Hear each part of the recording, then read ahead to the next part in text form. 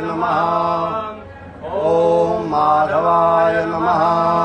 यस्मरेत् पुण्डरीकाक्षबाह्याभ्यन्तरशुचि पुण्डरीकाक्षः पुनातु पुण्डरीकाक्षः पुनातु सार्यक्षो अरिष्टनेमि स्वस्ति नो बृहस्पतिर्दधातु स्वस्तिस्तु विनाशाख्या पुण्यकल्याण विनायकं प्रियासन्धिं ब्रुवन्तु नः।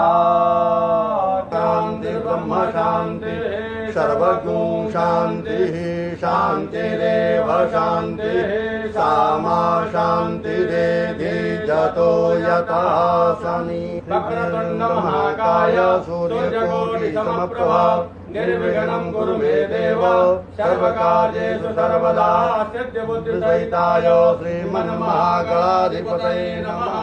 संकल्पः नमस्ते दुतमन्नवहुतो तैघवे नमः। बाहुभ्यामुदते नमः। जामिषुं गिरिशं तहस्ते बिभर्तवे शिवाङ्गदेतां कुर्माहिषुं श्रीः पुरुषं जगतः शिवेन भज गिरिशाच्छा वदामसि यथा नः सर्वं जगदयतृं सुमनाय सता यद्यवोचतरि